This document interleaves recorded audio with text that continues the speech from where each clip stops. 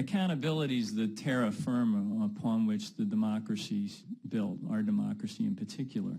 And people have an expectation that there will be accountability, which is at the center of what we're talking about today. But I want to lead with the perspective I think the American people are bringing to this, as expressed in the recent election. Donald Trump said to people, I'm going to go to Washington and I'm going to drain the swamp. And a lot of the people who supported him had the expectation that that's exactly what he would do. He would come here and he would make sure that special interests didn't have undue influence, that he would, quote, clean the place up and so forth. The first opportunity he has to meet the expectation, the rightful expectation that Americans have, that he will do that he will carry out that desire on their part, is to fix these conflicts of interest. He needs to take that deadly seriously. I think it's at the core of the credibility of his presidency, because he made a promise to people that that's what he was about. He said to them at the convention, I'm your voice. I'm going to go there and I'm going to look out for you. Well, here's his opportunity to do that. To say the first thing I'm going to do to show that I'm serious about cleaning up government and having transparency and accountability is I'm going to make sure none of my own business dealings create a conflict. And that's what we're talking about. This is not a partisan thing. I mean, we unfortunately don't have any Republicans here today. They were invited by Congressman Cummings to be here. So then it forces us to somehow take on a partisan aspect, but this is not partisan. The expectations I just talked about that Americans have of how their government will work and how the president will behave and how the office of the presidency will be protected and have integrity to it, those are expectations that cut across our electorate and are not determined by the political stripe that people wear. So what we're trying to do is help this president meet an expectation that he has created in Americans of all political stripes, that he will adhere to the highest ethical standards, that he will undo these special interest entanglements, that he will avoid even the whiff of public corruption, because that's what our presidency deserves. Now, let me ask you this question. I know that under the law, I believe, his cabinet appointments are required to divulge certain information, to take certain actions with respect to their own assets, which are fairly dramatic. And I'm curious to hear you talk about what those are and compare them to the standard that we're expecting this president will adhere to as well. For example, one of his cabinet appointments, and I think there's 5 billionaires in there now, and other assorted multi-millionaires who are part of his cabinet, which, you know, I think is interesting given this pledge to be the voice of the American people. But one of them, I think Betsy DeVos, has assets totaling or wealth of some $5 billion. Now, presumably, she's going to have to take some very important steps to address that. What are those standards and requirements, and how do they compare to what we're asking of the president-elect? I'll start with you. You know, the conflicts of interest statute applies to all of his appointees. The problem is, and what that statute says, is that they cannot participate personally and substantially in a matter in which they have a private financial interest, unless they are exempted for some reason by an advice or a categorical exemption. The problem is that violation of those rules or the government ethics rules will come from appointees of the president. That is, enforcement of the rules will come from presidential appointees. So we have to rely on the Attorney General, we have to rely on appropriate administrative agencies to enforce those rules against the appointees. What you can do, of course, is publicity. If you have the cooperation of the majority, you can hold hearings and disclose what decisions were made in violation of the conflict of interest rules or ethics rules in administrative law. It's interesting because a moment ago when you were talking about Donald Trump's children, you suggested that they ought to be guided by, I think you said, self-restraint and decency, and I would add to that common sense. Mm-hmm. And you're now suggesting or implying that that's the kind of expectation we should have of cabinet appointees in terms of enforcing some of these standards, rules, and requirements. It indicates that we've got a whole potential for various foxes being put in charge of various hen houses here. But again, there are things that can be done. Ambassador Eisen? Thanks, Congressman Sarbanes. One, these individuals with high net worth, when they present conflicts, are expected, where it creates a conflict, one option is to divest. Unfortunately, the president-elect seems to be headed, that means sell. The president-elect seems to be signaling he's not going to go that route. Another option is to recuse. Well, that's not an option for the President of the United States. Say, oh, I can't work on that issue. Can you imagine? There's an international crisis. They come running in the Oval Office. He says, oh, I better not work on that because I have a conflict. A third option is to do a true qualified blind trust. And sometimes it's a combination of these menu items. He seems to be resisting that because he doesn't want an independent trustee. He just tweeted his kids are going to run his businesses. It's not too late for him to change course. And we have seen, in the polls I've read, he started out at 50% a couple weeks ago, and he dropped down to 42. There was one today where he's at 37, contiguous with this conversation about conflicts and about Russia. And so he has proven himself to be sensitive to public opinion. And I hope that he will reverse course and do what everybody's asking him to do on both sides of the aisle. The Russia question is a very serious one as it intersects with this, because it's not just Donald Trump. He's nominated Secretary of State who has very profound business ties and personal ties to Russia and Mr. Putin. We don't know, because he hasn't released his taxes. We don't have the plethora of forms that indicate foreign entanglements. And to be candid, we've had an attack on our country. It appears, it's alleged, an attack on our most sacred heart of our democracy, our electoral system. So this puts together a set of issues, the conflicting statements Congressman Conley mentioned, which Professor Painter and I have written about on Russia, that puts an extra a level of urgency around the questions you raise. Yes. Just to say that the statute to which you refer, 18 United States Code 208, is a criminal statute. There's a public integrity division of the Justice Department, and certainly during the Bush administration, the message is very clear. You violate that statute, you will be prosecuted. This is not a political judgment call, and I would expect that that issue should be raised in the confirmation hearings for Senator Sessions to make absolutely sure that that division is free of political influence, along with the Office of Legal Counsel. We're not going to have torture memos being written about the Emoluments Clause. We're fed up with that kind of thing. So we expect an independent Justice Department to enforce the law. And people take it seriously. They sell stock. And indeed, Congress has provided that there's a capital gains tax deferral. Hank Paulson sold hundreds of millions of dollars worth of Goldman Sachs stock. I was there in the White House working on that. Got a certificate of divestiture from the Office of Government Ethics. You can postpone your capital gains tax. So there's all sorts of combination out there. And the notion that that New York lawyers and investment bankers can't get rid of the Trump business empire at a profit, I mean, that's just absolute rubbish. I do want to emphasize it's going to have to be sold. There's confusion about this blind trustee. It could be sold first and then the money given to the blind trustee, or it could be given to the blind trustee and the blind trustee sells it.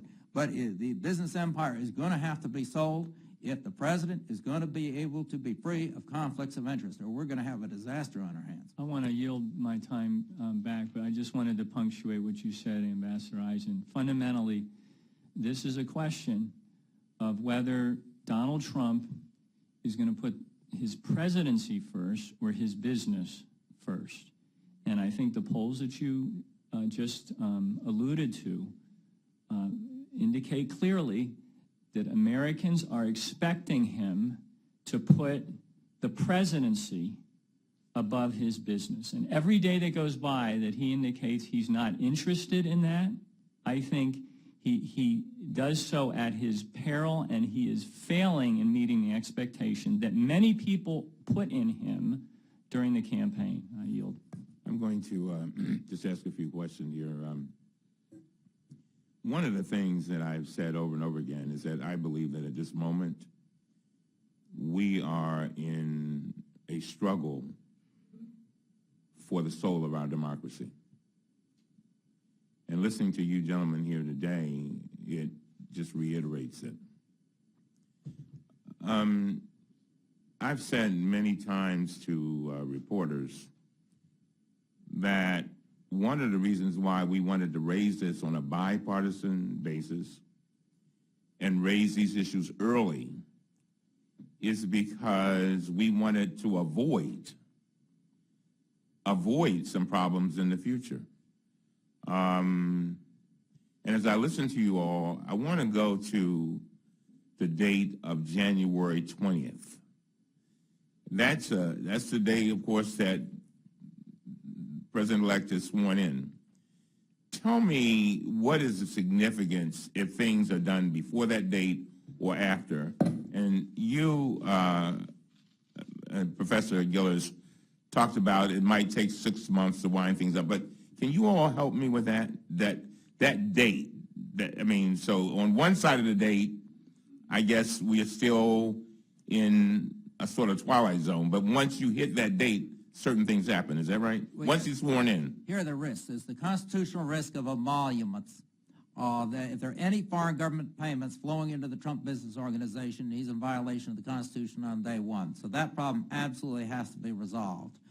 There is a global security risk if we have the president's name up on buildings. That exists right now. I hope President Obama is taking appropriate measures to make sure that we do not have Trump installations around the globe subjected to terrorist attacks to the extent we can control that, working with foreign governments. That's going to be at vast expense.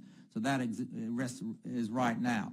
The quid pro quo problem. Anytime anyone combines discussion of Trump business with official United States government business, there's a risk of the inference of a quid pro quo, which is solicitation of a bribe. We cannot have a situation where a foreign diplomat calls up the president-elect or anyone else to try and conduct relations with the United States, and the question comes up, well, how about those ugly windmills that are too close to the golf course? Whoever goes down that road with those types of conversations could get themselves in a situation where they appear to be soliciting a bribe. Obviously, after January 20, people are now in power, and that could be a lot more powerful, more convincing criminal case that could be started if someone started talk quid pro quo.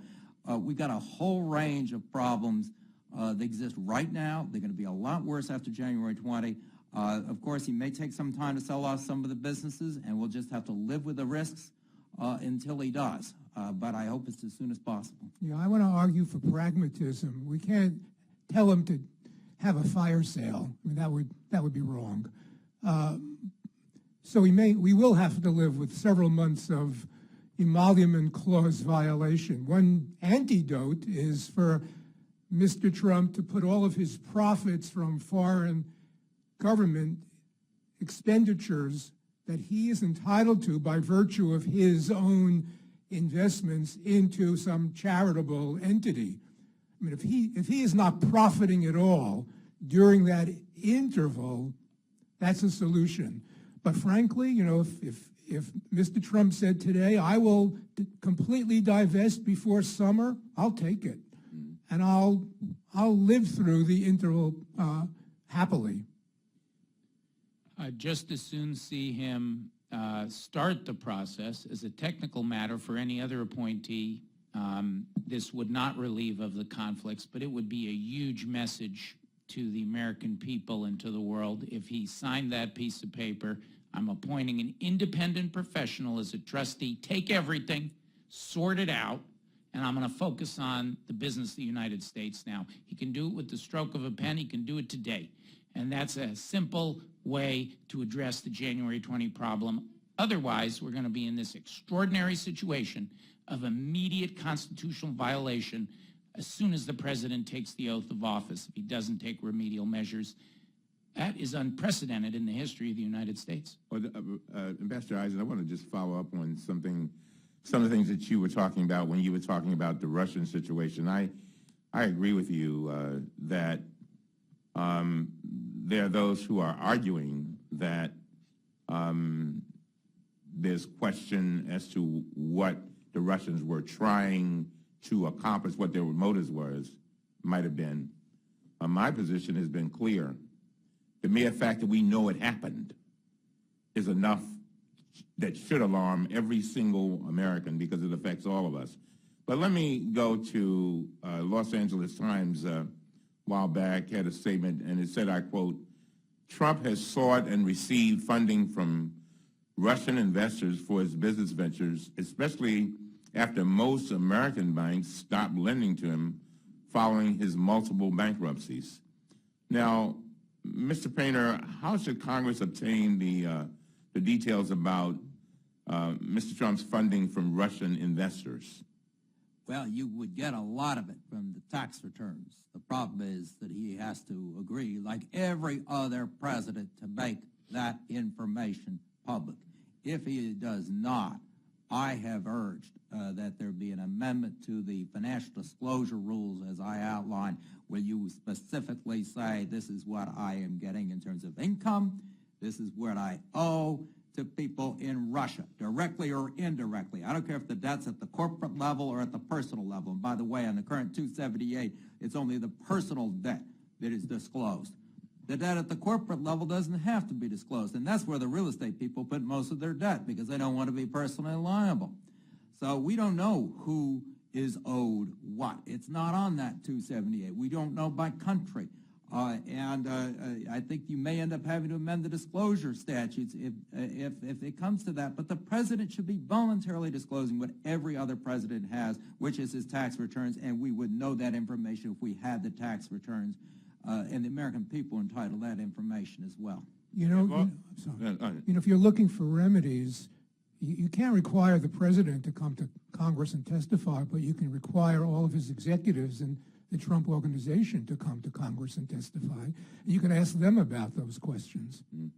Well, we were trying to do that. That's one of the things that we had asked Chairman Chaffetz to do, to bring folk in so that we could begin to address these things early, and we haven't heard from him. There's also been reports that Donald Trump met personally with Tavrik Arif, a former Soviet-era official who founded the Bayrock Business Group. In a deposition, President-elect Trump said that he discussed with Mr. Arif, and I quote, numerous deals all over the world, end of quote. He said Mr. Arif brought Russian investors to meet with him, and I quote, Bayrock knew the people, knew the investors, and in some cases, I knew they were friends of Mr. Arif, end of quote. The New York Times goes on, and it reported that recently released court records show that once Bayrock official, and I quote, brokered a $50 million investment in Trump Soho 3 other Bayrock projects by an Icelandic firm preferred by wealthy Russians, quote, in favor with President Putin. So, Professor Gillers, do you know any of the details behind this $50 million investment? Do you think we in Congress have an obligation to find out? No, yes. Okay. I don't know the details, but yes, I do think you have an obligation to find out. Okay. According to the Time magazine, Donald Trump has boasted about how many meetings he has had with Russian oligarchs. During one trip to Moscow, he bragged that they all showed up to meet him. He stated, and I quote, almost all of the oligarchs were in the room, end of quote. There are many more reports just like this one. For example, according to the Washington Post, when Donald Trump built a tower in Panama, his clients were also wealthy Russians. My final question is this. I don't know why the president-elect is bending over backwards to protect and defend Russia and Mr. Putin, and I have no idea why he's attacking our own American intelligence officials at the same time. But isn't it now up to us in Congress to track down each and every one of these reports? Absolutely, and if you could get the majority to join you in hearings, that would be wonderful. I think it is your duty. What you do with the information, you may disagree with each other, but getting the information, I think, is critical. The great strength of American democracy is that the people rely on you for leadership, but we don't count on you to do everything. And this is an opportunity where we'll be able to work. Watchdog groups, the bipartisan coalition that Professor Painter and I are part of, journalists, the media, a lot of people in the United States and all over the world are looking into these questions.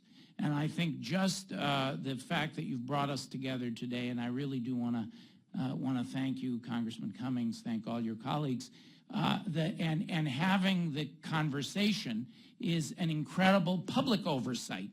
And the ultimate court is going to be the court of public opinion. And I think we can expect, if Donald Trump doesn't do the right thing, and I fervently hope he does, that these allegations are going to be explored, more are going to come up, there's going to be a steady stream of these stories, we're going to see new revelations, every decision is going to have the overhang of conflict and personal interest.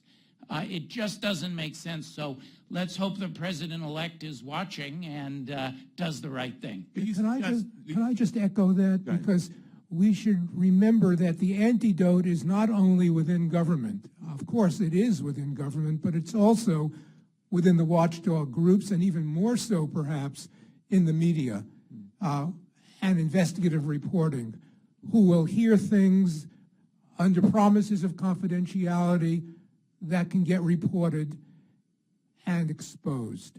But you see, one of the biggest problems is that, people will look at this, and I think Mr. Sarbanes talked about this, and it's something that I think all of us are very sensitive to. People look and say, well, this is a partisan thing. And what we're trying to do is break through that, because this is not, again, like I said, this is not just about this moment. This is about generations yet unborn and what kind of democracy we will hand to them, and the rule of law, and making sure that people, all of us, obey the law.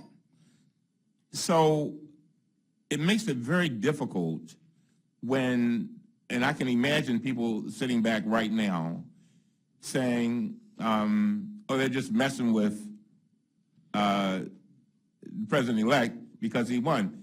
And how do we break through that? Because to me, that is very, very important to help people see the bigger picture.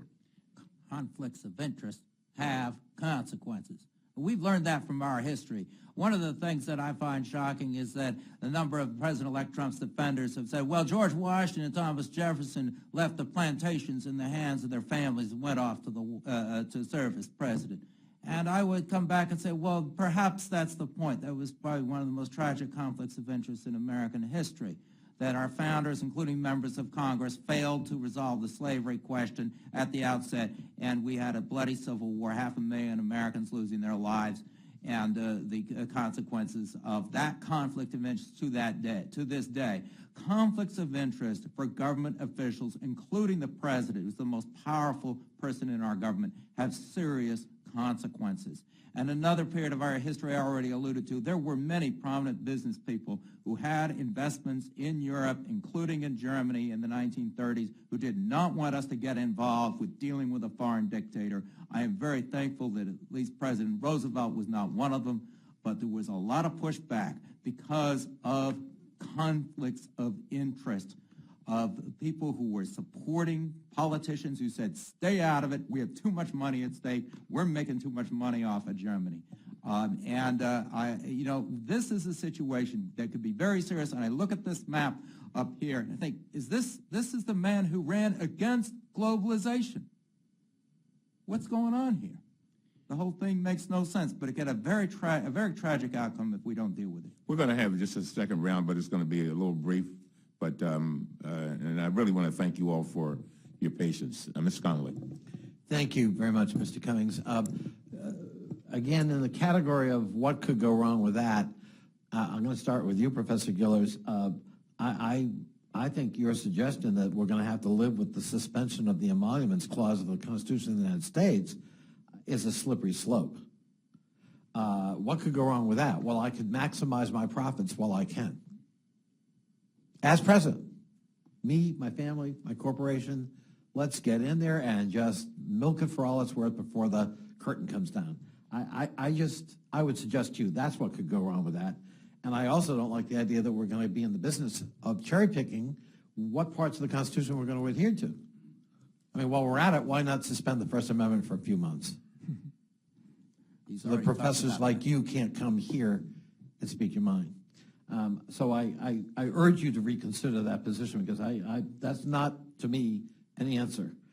The answer is much more in the category of Ambassador Eisen, which is what's stopping you from naming someone tomorrow morning. Congress would certainly support that because you are no longer even focused or distracted by that. But to leave this cloudy and unresolved for any period of time after he's sworn in, I think is the road to perdition. And the irony here is he may be riding high right now because he just got elected. But, you know, popularity fades. Support fades. Political support up here is fickle. You run into trouble, especially with respect to the Constitution, and there may not be a lot of defenders. Richard Nixon could tell you a lot about that if he was still here. So just sorry, but I urge you strongly to think about that. But I'm going to only ask one question. This one in the category of what could go wrong with that, looking at that map. By the way, except for all those countries, he is against globalization. He was. Yeah, that was irony. All right, let's take the Philippines. We've talked about Russia. We've talked about Turkey. But let's talk about the Philippines. So right now, we're almost completing the Trump Tower in Makati City, which is being managed by a man named Jose Antonio, who's the head of something called Century Properties. It's going to have the Trump name on it. And the agreement is that there'll be an upfront payment of 25% of the developer's revenue year after year. There'll be an upfront payment and then 25% of revenue for year after year for the privilege of that Trump name being on these condominiums at Makati City. And keep that name in mind, Jose Antonio. Now, in May, the Philippines had an election. And they elected a man named Rodrigo Duterte, who promptly set out to put distance between himself and the United States and flirted with China. But he also ran a very controversial campaign. And this is not speculation. He did this and took credit for it. He championed the killing of suspected criminals, and street children by vigilante death squads. In 2015, he said that if he became president, up to 100,000 people suspected of links to illegal drugs could be killed. Months after his election, Duterte said he was eager to lead a genocide of up to 3 million drug addicts. Quote, "I'd be happy to slaughter them," he said. "At least if Germany had Hitler, the Philippines would have me," unquote. In September, before a Philippines Senate committee hearing, a hitman testified that Duterte had presided over a similar killing campaign when he was the mayor of Davao City in the Philippines. Now, Duterte had a conference call or a congratulations call with the president-elect after the president-elect's election on November 8th, this man. And the president said he was doing a great job and invited him to the White House. An invitation not yet extended to the Prime Minister of Canada, Mr. Trudeau, or to the Prime Minister of Great Britain, Ms. May. And interestingly, that name, remember Jose Antonio, head of Century Properties, which is managing the Trump Tower name, has been named by Duterte, the president of the Philippines, as a special government envoy to the United States. Now, we're talking about conflicts of interest. And we're talking about a very volatile relationship with a very volatile and dangerous character who got himself elected president of the Philippines. How do we separate if Donald Trump does not divest himself of investments like the one he's got in the Philippines? How in the world can any of us reasonably separate our policy with respect to this gentleman, the president of the Philippines, and that country, from Donald Trump's exposure, financial exposure and investments in the Philippines, especially given the fact that obviously Duterte recognizes the importance of that relationship by naming none other than the business partner in this enterprise in Makati City, Jose Antonio, as a special envoy to the United States. You can't separate policy from conflict of interest if the president insists on keeping his conflict of interest. And this is an old problem of people saying it's fine to have foreign dictators in power so long as everybody's making a lot of money at the top 1% or higher than that. And we're going to tolerate foreign dictators, whether in Latin America, or in the Philippines, or in Germany during the 1930s. So long as we're making money. That was Henry Ford's attitude.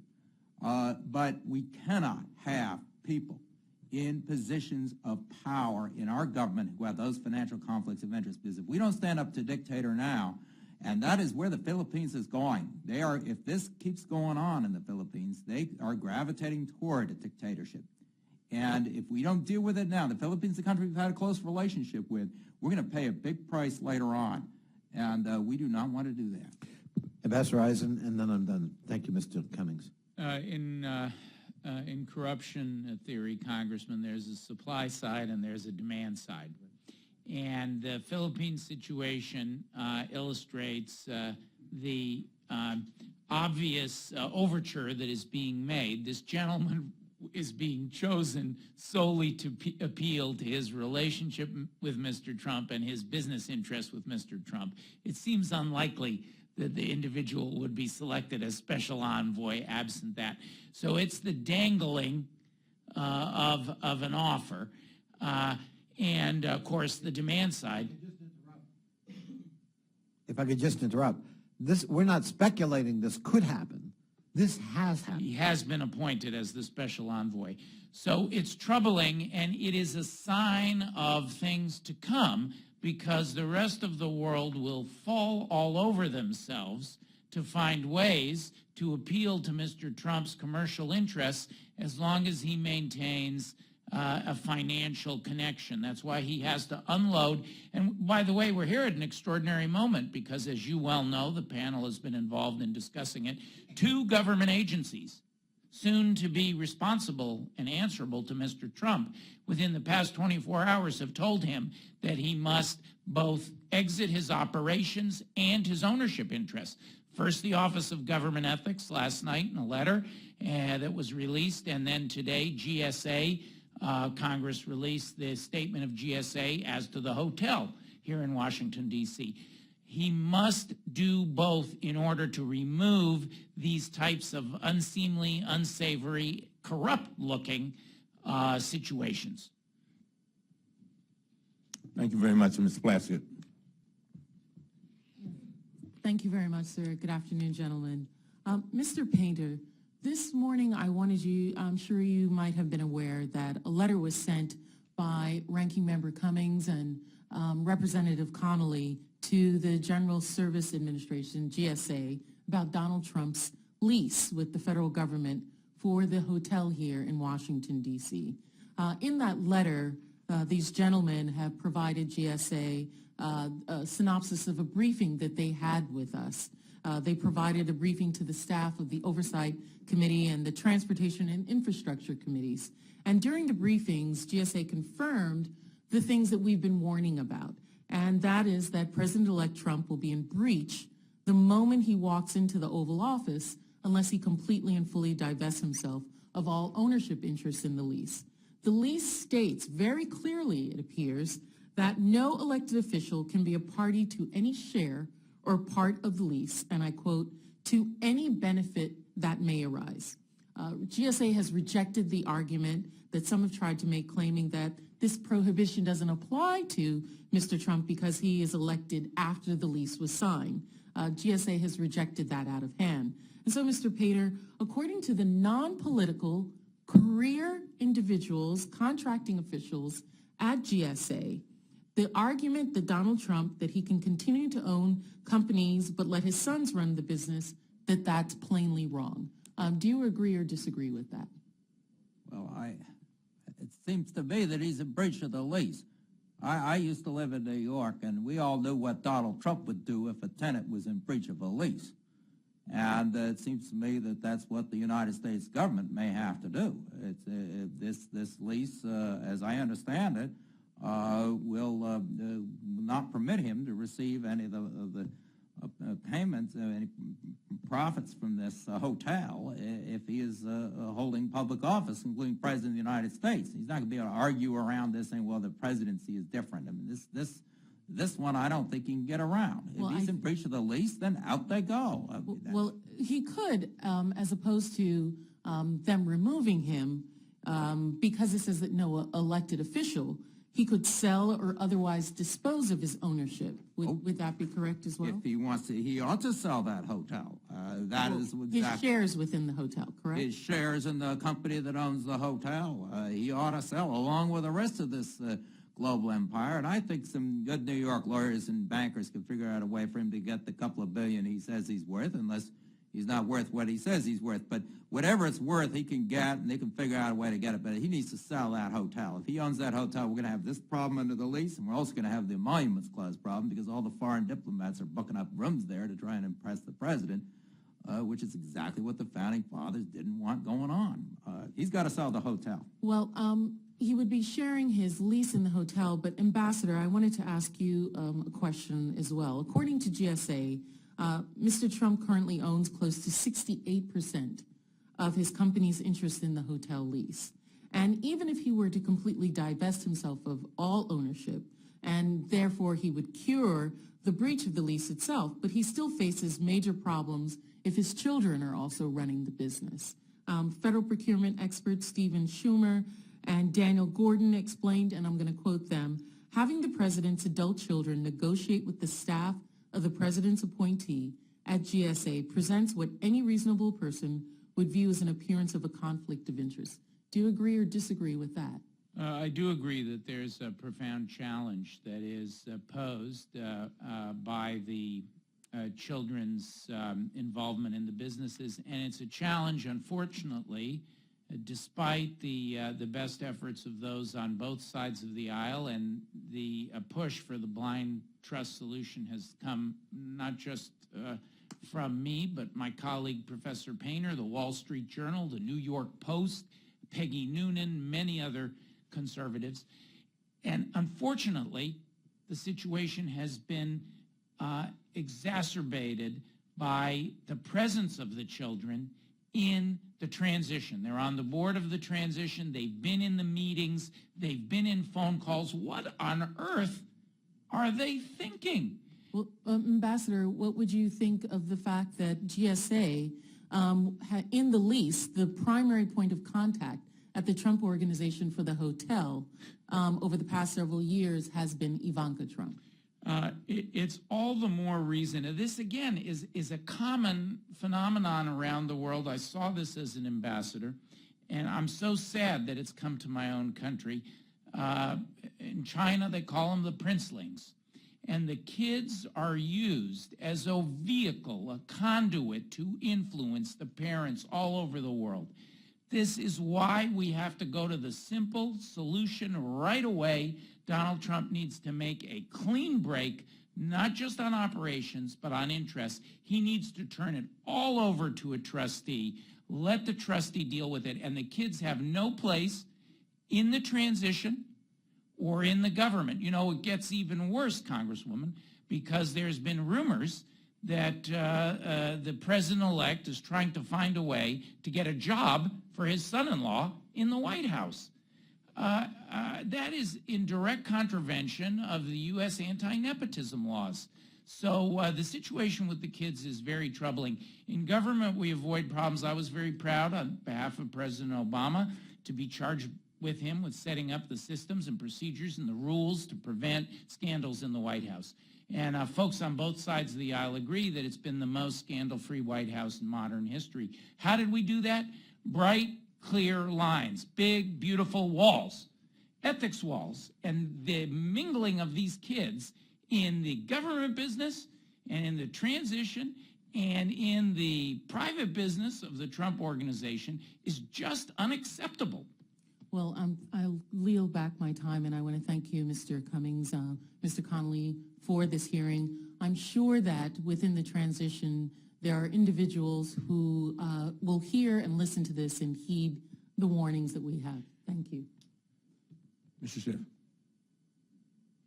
Thank you, Mr. Cummings. And I want to pick up, Ambassador, on a couple of points that you made, and I really appreciate your drawing our attention to the example of the princelings around the world, a phenomenon I'm also familiar with, and I think a great sound of the alarm in terms of the potential for abuse with the current president-elect and his family if we're not careful. You also mentioned the court of public opinion being an important factor here, and this gets back to something Mr. Cummings was talking about, how the public perceives this whole debate. I would venture to say that most Americans and most members of Congress have never discussed the emoluments clause, probably weren't aware there was an emoluments clause in the Constitution. So when this becomes an issue, as indeed it looks like it will on day one, the country will be forming its first impression of what does this really mean. The president-elect on many issues, for example, the whole Russian hacking, his close ties to Russia, his fondness for Vladimir Putin, makes the argument that, well, the American people in the election, they knew about this and they voted for me, therefore it's an affirmation of my views of Russia and my conflicts with Russia. My own personal feeling is the American people that supported Mr. Trump did so despite his fondness for Vladimir Putin, not because of it.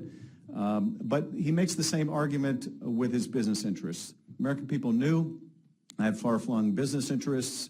That's part of the reason they voted for me. I'm a successful business person. I would expect that the American people also thought that the president-elect would abide by the Constitution if elected. But we, I think, are seeing right now among our colleagues in the GOP an unwillingness to grapple with this issue. They are running away from it as fast as they can. Our Speaker Ryan doesn't want to talk about it. Mr. Cummings' counterpart, who has run very aggressive investigations, doesn't want to even look at this. The same folks that wanted to have an investigation every time Hillary Clinton sneezed don't think there's anything to see here. There's nothing to see here. Now, that may change when the conflicts become that much more apparent or flagrant. But right now, it's, I think, very difficult to both explain to the public what's implicated here in something called the emoluments clause. And the thing that really concerns me is that we not have this binary choice once the president-elect is sworn in with no other mechanism than removal from office to deal with the emoluments clause. And so what guidance would you give are there any actions short of viewing this through the prism of does this constitute a high crime or a misdemeanor?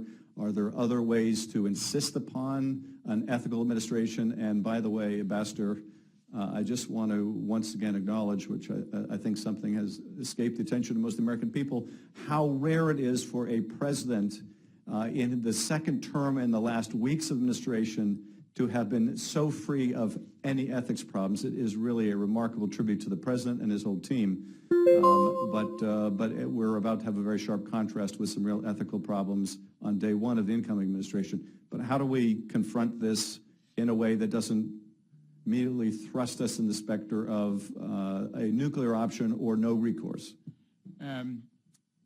Congressman, on your first question, the election was a choice between two individuals. It was not a referendum in which the American people said, I want to have the president's daughter in the meeting with the first head of state who's coming in Japanese Prime Minister Shinzo Abe at the same time that she's doing business in Japan. That is not what the American people endorse. As the panel noted earlier, this was election was run on a slogan of "Drain the Swamp," and that's what they voted for. There was the president-elect, when he was candidate Trump, repeatedly said he would address this, and it's time for him to address it. The drain the swamp issue, moving to the bipartisan question and the enforcement questions, I do believe that there is a bipartisan perspective that is forming. I listed some of those who called for the simple blind trust solution. I was proud yesterday with a leading adversary of Secretary Clinton, someone with whom I do not agree on a lot of issues. We agreed with Mr. Schweitzer on 5 points to drain the swamp, and proud that in the Washington Post we wrote that includes the blind trust solution, it includes the tax release. So I think you're going to see a growing bipartisanship that will come to the Hill eventually, particularly if these poll numbers continue to plummet from 50 to 42 and now today to 37 or 38 as the conflicts and Russia issues are swirling. In terms of remedies, there is a concept of competitor standing, where the D.C. Circuit held in the Mendoza case that competitors who are injured can bring a case. In that case, it was goat herders who were upset about something the Labor Department was doing. They felt that they were injured. Here, the people are taking a very hard look at this in the courts, and there's a variety of other ways to do it as well, other causes of action.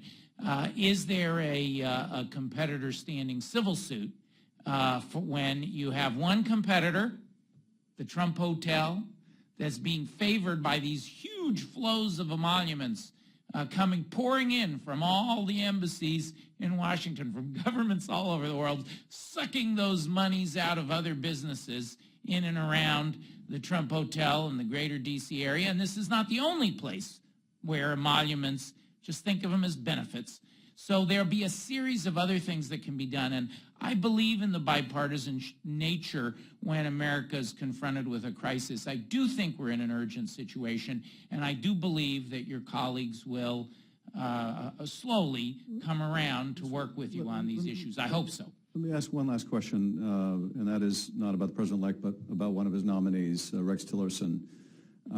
This is someone who has advocated against sanctions against Russia over its invasion of Ukraine because Exxon has had a profound, perhaps $500 billion interest in doing away with these sanctions. Mr. Tillerson has, I understand, over $200 million of Exxon stock himself. I assume that he will, if confirmed, would divest himself of that stock. Is that the only issue, though? Is it merely a question of whether he can have the credibility and independence to do the job from that background, because he would be going from a position of advocating against the sanctions to advocating for the sanctions, but also he would be effectively advocating against the interests of the company he spent his entire career with, as well as his friends and colleagues with that company. Does that rise to the level of conflict of interest, or does that simply rise to the issue of whether he can do his job adequately to be confirmed by the Senate? It's a very profound set of inquiries that you raise. The evaluation of any Secretary of State is one of the most important jobs in government after President and Vice President. I had the privilege of participating in the vetting of all of our cabinet officials. You always want to ask these questions. There are a set of technical, legal, and we talked about them. You can divest your stock options. He might lose a lot of money if he has to step away. You can find other solutions. Government can issue waivers. You can use blind trust for some things. You can recuse. It would be tough for Mr. Tillerson to recuse from all the Exxon issues. He's going to have to step away financially. He's going to have to make a clean break, I believe. And then there's another level of inquiry where you ask, and this is what in the Senate, more hope for bipartisanship. We're seeing bipartisan agreement now in the Senate on the Russia issue, that this attack on our nation's democracy, on our electoral processes must be investigated in a bipartisan way.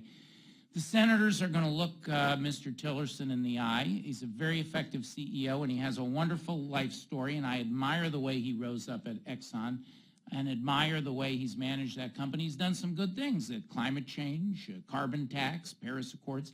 But the senator's going to have to look him in the eye and say, somebody so close to Russia, a personal friend of Putin, the pictures of Mr. Tillerson with the medal from Vladimir Putin on his chest, and the two of them looking at each other with such fondness. And in a time when Russia is alleged to have attacked us, that context, and when you have a president whose son has said, we have the Russian assets, it's important, if you'll bear with me, I'm going to read you exactly what his son said. In 2008, Russians make up a pretty disproportionate cross-section of our assets, and we see a lot of money pouring in from Russia. And then you have the father saying, the president-elect, I have no business there and no loans from Russia. Well, which is it? And you have no tax returns to evaluate the president-elect's ties to Russia.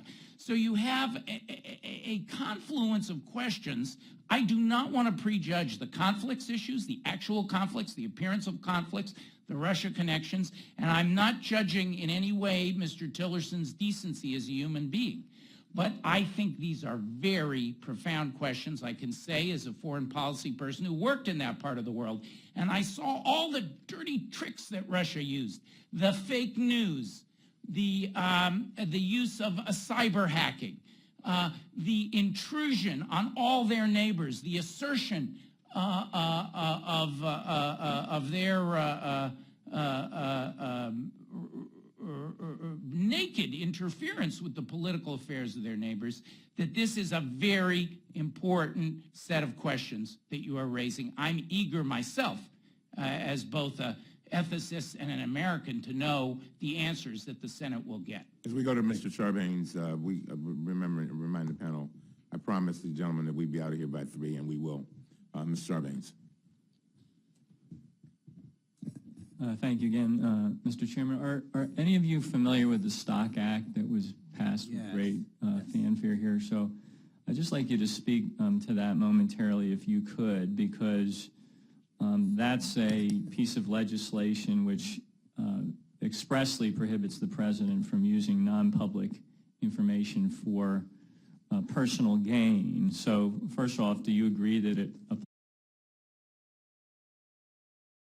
applies to the president as you read it? It does. And so does the insider trading law that existed before the Stock Act was enacted. And this would apply to the president and everybody else.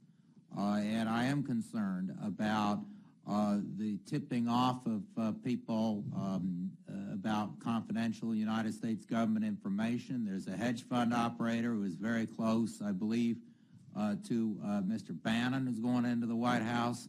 And the Supreme Court just last week decided insider trading case, the Salmon case, and the Supreme Court favored a broad interpretation of Section 10B and Rule 10b-5, the insider trading laws. You tip off someone who's a close personal friend, that could be of confidential information. That could be a violation of these are criminal statutes. If it's insider trading in public securities markets. But there are broader conflict issues as well under the Stock Act. This issue needs to be taken very seriously. It has not received as much attention as some of the other conflicts. And presumably that's where his children, again, get tangled up in the analysis. If they are getting confidential United States government information, non-public information, and they are going into the securities markets, there's going to be a big mess. I mean, that would be, I think, a violation of the insider trading laws, and this is a serious risk when we have people sitting in on meetings who are not United States government employees, just because they happen to be related to the president. I'm very concerned about it. I want to try to be the first person on the panel, Mr. Chairman, to get in under 5 minutes out of respect here for the final round. So let me just punctuate something that's been said, because we talk about the president-elect not understanding the need to put up this boundary between his presidency and his business interests, but it's almost the reverse of that. He appears, at least based on what he's done so far as president-elect, that he views official meetings he's having as an opportunity to actually bring his business interests into the conversation. And we've almost had kind of a Cook's tour of his assets around the world based on the congratulation conversations and meetings that he's been having with various heads of state, whether it's the president of Argentina, the president of Turkey, talking to members of the British Parliament, the Japanese premier, et cetera, et cetera.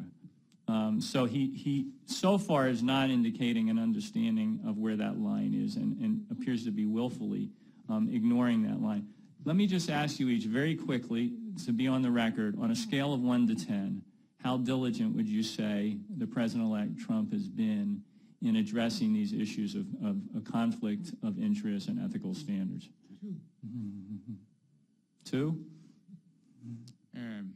I think 2 is generous. 2 is generous, Mr. Painter? I'd give him a 1 or 2. I mean, the reason is that this type of conversation, if it goes too much further, can end up being a solicitation of a bribe. I mean, you can't have you'll get this out of the United States government if I get a building permit, somewhere. You better be very careful. You cannot discuss Trump business, United States government business, with the same people in the same conversations. That is entirely inappropriate, and it could be solicitation of bribe. I'd give that whole idea about a 0. Okay. The problem here is, the elephant in the room, so to speak, is that building on what Congressman Sarbanes said, Mr. Trump may not be concerned about any of this. It concerns us. It should concern the country. But it may be that he'll do what he can get away with, that he doesn't draw a clear distinction between the business and his responsibilities to govern, and that he doesn't see that the Congress will do anything about it, or that the information that we need to evaluate his conduct will become entirely public.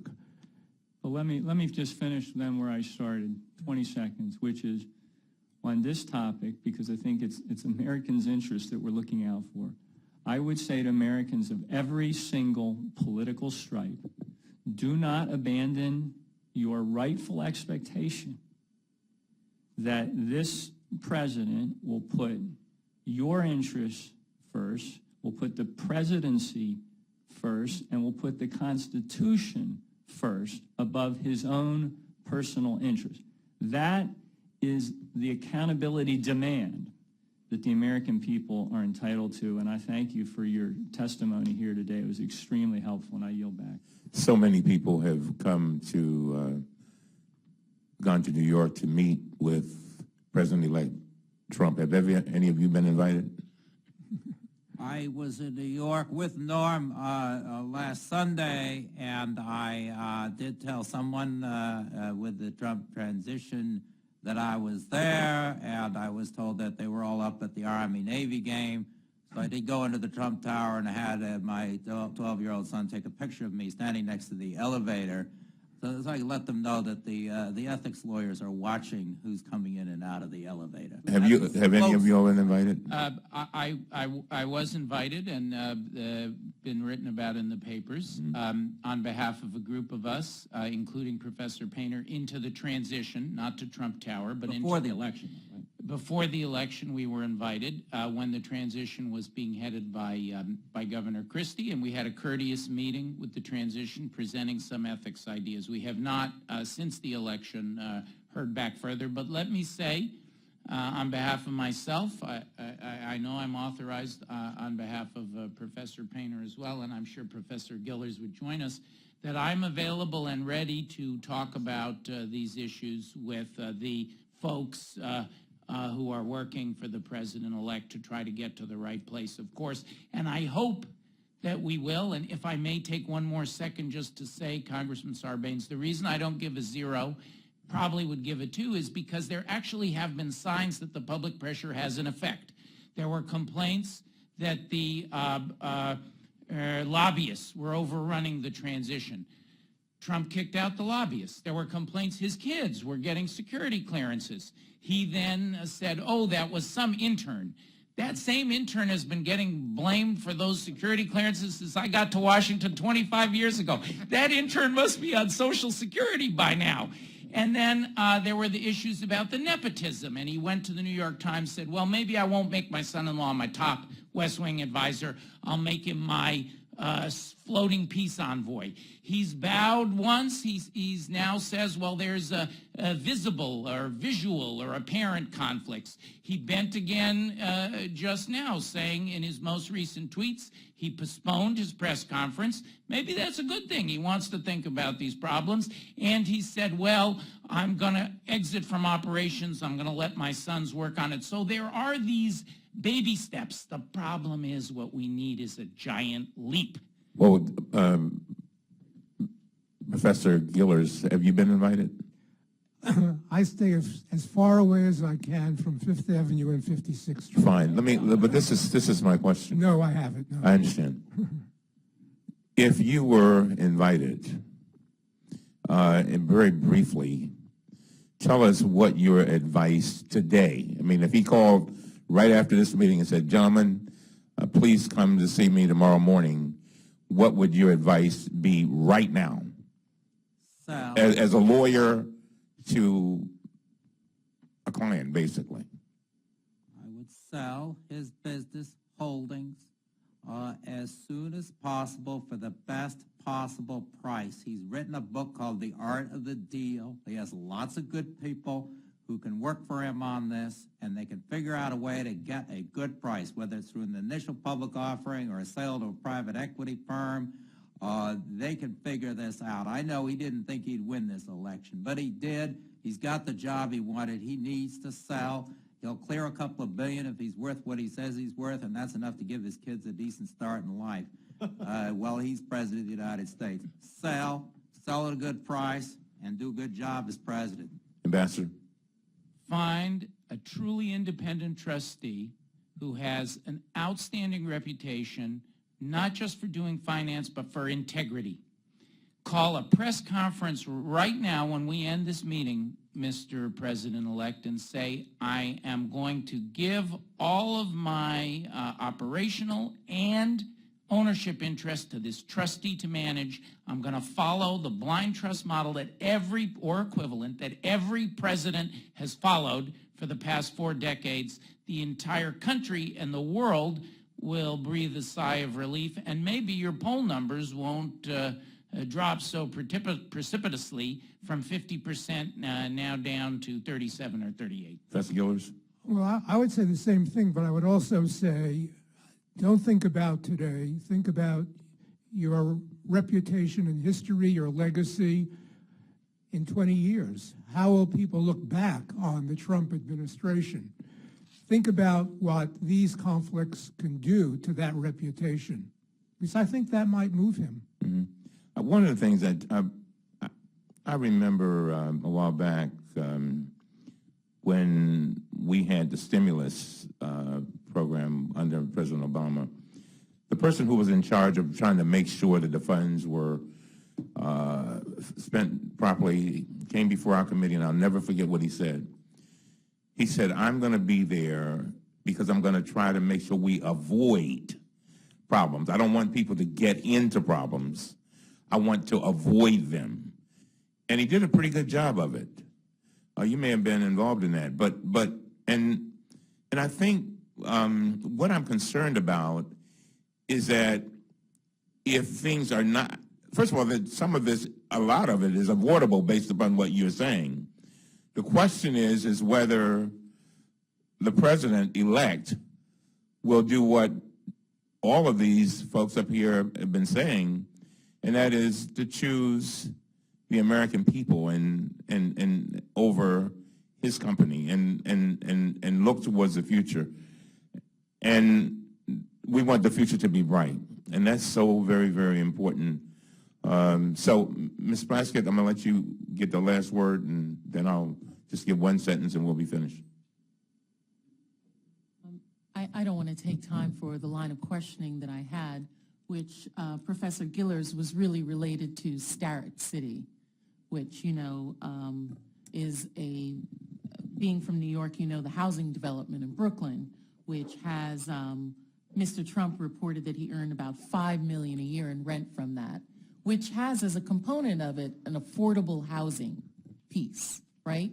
Right. And we know that Mr. Trump, as president, will be electing the head of HUD, who may have policies that affect whether or not affordable housing or not we'll keep back. But I am of the opinion that I thank you, Ambassador, for discussing the baby steps that have been taken. And I thank you all for being here and for my colleagues who came, because I think if we continue to keep this pressure up, that additional steps will be taken. And if not a leap by him willingly, a push by the rest of us will send him over, and what should be done in the best interest of the people of the United States will take place. So, Mr. Cummings, I'm here to help you with a shoulder to make that push, to ensure that the integrity of the presidency is upheld, the integrity of the United States as a democracy is continued, so that we are the example of how good governance works. So thank you for this time. Thank you. I want to thank, first of all, the panelists. It was very kind of you all to come at short notice. And I thank you for caring. I really do. I mean, the passion that you have displayed, and it's clear that this is bigger than you, and you understand that, and that you truly care. And we really do appreciate it very much. We appreciate all of the appearances that you all have made on television. It seems like I've gotten to know you just from watching television. But giving your opinion, being very frank, we appreciate that. To my colleagues who have taken time out of their busy schedules, I mean, a lot of people say when you're off, we aren't doing anything, but we are doing a lot usually. And so I want to thank you all for taking up time to be here. And believe me, there are many more of our colleagues who care about this issue. And I think several of you all have said it. We are hoping that they will join, Republican and Democrat. Because this is it's a big issue for all of us. And so, again, we thank you so very much. And we want to thank all of the people who are in the audience that took